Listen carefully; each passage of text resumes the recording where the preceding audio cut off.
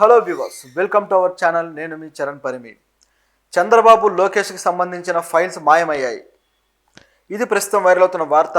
అయితే ఈ ఫైల్స్కి సంబంధించి ఎప్పటి నుంచో అనుకుంటున్నదే, ఫైల్స్ ఏ ప్రభుత్వం వస్తే ఆ ప్రభుత్వం తనకు అనుకూలమైన ఫైల్స్ ఉంటాయి, వాళ్ళకి వ్యతిరేకమైన ఫైల్స్ మాయమవుతాయి అని చెప్పేసి అదే విధంగా జరిగింది. గత కొద్ది రోజులుగా మదనపల్లిలో ఈ సంఘటన ఫైల్స్ తగలబడ్డం. సో ఆ ఫైల్స్ తగలబడ్డంలో వైసీపీ నాయకుడు కీలకంగా వ్యవహరించడం, ఆ నాయకుడి కోసం ఇప్పుడు అంతా ఉచ్చు బిగుస్తూ ఉన్నారు. అది ఆల్రెడీ ఒక ప్రాసెస్ జరుగుతూ ఉంది. సబ్ కలెక్టరేట్లో జరిగింది కదా, సో దాని ప్రోగ్రెస్ అయితే జరుగుతుంది. దాంతోపాటు విజయవాడ కృష్ణానది కరకట్ట మీద కూడా కొన్ని ఫైల్స్, పర్యావరణ కాలుష్య శాఖ ఏదైతే ఉందో, సో దీనికి సంబంధించిన ఫైల్స్ ఇవన్నీ కూడా తగలబెట్టారు. సో దానికి సంబంధించి కూడా మళ్ళీ ఆ ఎమ్మెల్యే మీద కేసు ఫైల్ చేయాలని చెప్పేసి అది కూడా మరొకటి జరుగుతూ ఉంది వివాదము. సో దాంట్లో అయితే గవర్నమెంట్ ఆఫీసర్స్ని కూడా సస్పెండ్ చేసిన పరిస్థితి ఉంది. ఈ విధంగా కొన్ని ఫైల్స్ గత ప్రభుత్వానికి సంబంధించినవి మాయమవుతూ వచ్చాయి. వాటికి సంబంధించిన కేసులు కూడా అవుతూ వస్తున్నాయి. ఇలా ఉంటే సడన్గా ఈ ప్రభుత్వానికి సంబంధించి కూడా ఫైల్స్ మాయమయ్యాయి. ఇవి ఏ ఫైల్స్, ఎందుకు లోకేష్ అలాగే చంద్రబాబు గారి ఫైల్స్ మాయమయ్యాయి అనేది మనం ఒకసారి గమనిద్దాం. మామూలుగా అంటే ఈ వార్తలో ఉన్న విషయం ఏంటంటే, వీళ్ళకి సంబంధించిన కేసులో ఫైల్స్ మాయమయ్యాయి అని.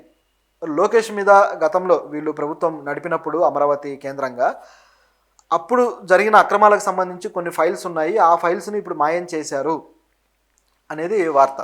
లోకేష్ ఇన్నర్ రింగ్ రోడ్డుకు సంబంధించి కొన్ని ఏవైతే ఒప్పందాలు ఉన్నాయో వీటిల్లో అక్రమాలు చేశాడు, అవినీతి చేశాడు అని చెప్పేసి ఆ ఫైల్స్లో క్లియర్గా ఉన్న ఇన్ఫర్మేషన్ బట్టి తేలుతూ ఉంది. కాబట్టి ఇప్పుడు ఆ ఫైల్స్ని మాయం చేశారు అన్నారు. అయితే ఇక్కడ ఉన్న ప్రశ్న ఏంటంటే, ఫైల్స్ని ఎవరు మాయం చేస్తారు? కేసుల్లో ఎవరైతే దొరకకుండా ఉంటారో వాళ్ళు మాయం చేయాలి. అంటే గవర్నమెంట్ మాయం చేసి ఉండాలనేది ఒక వాదన.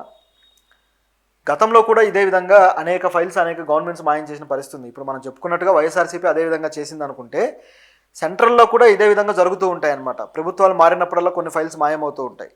సో అదే పద్ధతిలో ఇప్పుడు చేశారు అనుకోవాలి. ఈ ఇన్నర్ రింగ్ రోడ్ సంబంధించి ఆల్రెడీ కేసు కోర్టులో ఉంది. సో ఇక దానికి విచారణకి ప్రూఫ్లుగా ఫైల్స్ పనికొస్తాయి కాబట్టి వీటిని మాయం చేస్తే విచారణ డిలే అయ్యి అలా సాగుతూ ఉంటుంది. ఇక ఆ కేసును కొట్టివేయించుకోవచ్చు, మన గవర్నమెంట్ ఉంది కాబట్టి అనే భరోసా ఒకటి ప్రభుత్వాల్లో కనిపిస్తూ వస్తుంటుంది. వీళ్ళనే కాదు, గత ప్రభుత్వం అలాగే ఉంది, అంతకు ముందు వచ్చిన ప్రభుత్వాలు అలాగే ఉన్నాయి. ఎక్కడ చూసినా కూడా ఈ ప్రభుత్వాలు ఈ విధంగా కొన్ని అక్రమాలు చేయడము, మళ్ళీ వాటిని రూపుమాపడానికి ఇలాంటి గిమ్మిక్కులు పాటించడము, ఇది యథావిధిగా ఒక ఆనవాయితీ అయిపోయిందనమాట.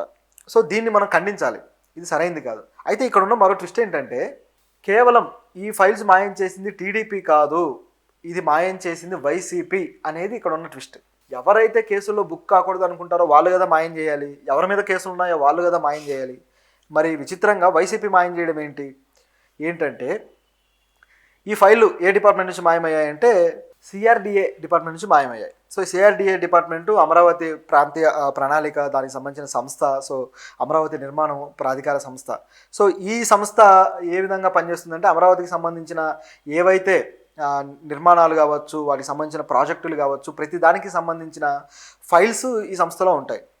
ఈ సంస్థ కార్యాలయం నుంచి కొన్ని ఫైల్స్ గత ప్రభుత్వం అంటే వైఎస్ఆర్సీపీ గవర్నమెంట్ ఉన్నప్పుడు వాళ్ళు కొన్ని ఫైల్స్ని దర్యాప్తు చేయాలి అని చెప్పేసి కొన్ని తీసుకున్నారట.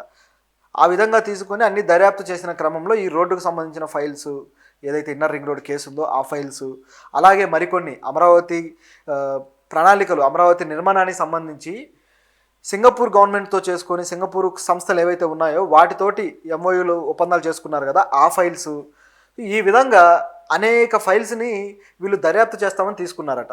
తీసుకుని చాలా కాలమైనా సరే తిరిగి ఇవ్వలేదు. ఇప్పుడు గవర్నమెంట్ మారిన తర్వాత ఈ ఫైల్స్ ఏమయ్యాయి అని చెప్పేసి వీళ్ళకి ఆదేశాలు ఇస్తే కొన్ని ఫైల్స్ అయితే తిరిగి ఇచ్చారు ఆయా డిపార్ట్మెంట్స్. కొన్ని ఫైల్స్ మాత్రం కనిపించట్లేదు, మాయమైపోయాయి. ఈ ఇన్నర్ రింగ్ రోడ్ ఫైలు, అలాగే ఈ సింగపూర్ కంపెనీలతో చేసుకున్న ఎంఓయూ ఫైలు, ఇలాంటి ఫైల్స్ అయితే కనిపించట్లేదు. సో ఏమైంది, ఏం జరిగింది అనేది ఇప్పుడు ప్రశ్న. ఎందుకంటే ఇప్పుడు ఈ ఫైల్స్లో ఉన్న ఆధారాలను బేస్ చేసుకొని అమరావతిలో ఏ అక్రమాలు అయితే జరుగుతున్నాయి, ఏ విషయాల మీద మనం ప్రశ్నించవచ్చు అని చెప్పేసి అసెంబ్లీలో ప్రభుత్వాన్ని టార్గెట్ చేయడం కోసం ఈ ఫైల్స్లో ఉన్న డీటెయిల్స్, స్టాటిస్టిక్స్ ఉపయోగించుకోబోతున్నారా అని చెప్పి అయితే కొన్ని ప్రశ్నలు బయలుదేరుతున్నాయి. ఇదిలా ఉంటే మరిన్ని ఫైల్స్ కూడా కనిపించకపోవచ్చు అనే వాదన అయితే మనకు ఇప్పుడు డౌట్ వస్తుంది. ఆ ఫైల్స్ ఏవంటే స్కిల్ స్కామ్కి సంబంధించి ఏదైతే కోర్టులో కేసు ఉందో ఆ ఫైల్స్. గత ప్రభుత్వం ఆ ఫైల్స్ హ్యాండ్ ఓవర్ చేసుకొని కోర్టుకు సమర్పించడానికి ప్రయత్నించింది. అయితే అది ఇంకా వాయిదాల్లోనే ఉంది కాబట్టి, చంద్రబాబు గారు కూడా బెయిల్ మీదనే ఉన్నారు కాబట్టి సో ఇప్పుడు చూసుకుంటే మళ్ళీ ఆయనకి ఈ బెయిల్ కొనసాగుతూనే ఉంటుంది 5 సంవత్సరాలు, మళ్ళీ ఆయనకి ఏమీ విచారణ ఎదుర్కొనే పరిస్థితి అయితే ఉండదు. అయితే ఈ కేసే అసలు లేకుండా చేయాలనేది వాళ్ళ ఇంటెన్షన్ కాబట్టి ఈ ఫైల్స్ కూడా మాయమయ్యే అవకాశం అయితే లేకపోలేదు. ఇది పరిస్థితి. ప్రభుత్వాలు వాళ్ళ అధికారాలను ఉపయోగించుకొని ఫైళ్లు మాయం చేసేసి దర్జాగా అలా సీట్లలో కూర్చొని పరిపాలన సాగిస్తూ ఉన్నారు. ప్రజలు మాత్రం సామాన్యులకు ఏదన్నా అన్యాయం జరిగితే సామాన్యుడు మాత్రం వాడే అరెస్ట్ అయిపోయి జైల్లోకి వెళ్ళిపోయే పరిస్థితి ఉంది. అంటే ప్రజలకేమో ఒకలాగా జ్యుడిషియరీ పనిచేస్తూ ఉంటే ఇలాంటి పెద్ద పెద్ద వాళ్ళకి మాత్రం మరోలా పనిచేస్తున్నట్టు కనిపిస్తుంది. అంటే చూడడానికైతే అలాగే ఉంది వాతావరణం. ఎవరు ఇన్ఫ్లుయెన్స్ ఎక్కడ ఉపయోగిస్తే అక్కడే న్యాయం జరిగేలా ఉంది. సో అయితే ఈ ఫైల్స్లో ఏమేమి శాఖల ఫైల్స్ మాయమయ్యాయి అనేది గమనిస్తే ఇంజనీరింగ్, అలాగే ప్లానింగ్, అలాగే రెవెన్యూ, అలాగే ఎస్టేట్, వీటికి సంబంధించిన ఫైల్స్ అయితే కనిపించట్లేదు. అంటే వీటి మీద కేసులు ఏమి లేవు, కానీ ఈ ఫైల్స్లో ప్రణాళికలు ఉన్నాయి కాబట్టి సో ఎవరికి ఎంత కేటాయించారు, దేనికి సంబంధించి నిధులు వచ్చాయి, విడుదలయ్యాయి, దేనికి విడుదల అవ్వాల్సి ఉంది, ఇలాంటివన్నీ ఉన్నాయి కాబట్టి ఈ ఫైల్స్ మాయం చేశారు అనే విషయం అయితే ఇప్పుడు క్లారిటీ వచ్చింది.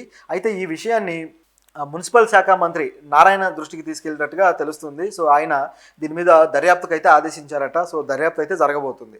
సో అంటే ఆయా శాఖలకు సంబంధించిన దర్యాప్తు జరిగి ఎవరిని పట్టుకుంటారు, ఈ ఫైల్స్ని తిరిగి తీసుకొస్తారా, లేకపోతే పోవడమే మంచిది అనుకుని వదిలేస్తారో చూడాలి. ఎందుకంటే ఆ అక్రమాలు తెలియడం కూడా ప్రభుత్వానికి మంచిదే కదా, ఆ విధంగా ప్రభుత్వం ఆలోచిస్తుంది కదా, కాబట్టి మాయం చేస్తారేమన్న డౌట్ అయితే మనకుంది. కానీ ఆ ఫైల్స్ దొరకాలి, దొరికి ప్రజల ముందుకు రావాలి అని మనమైతే కోరుకుందాం.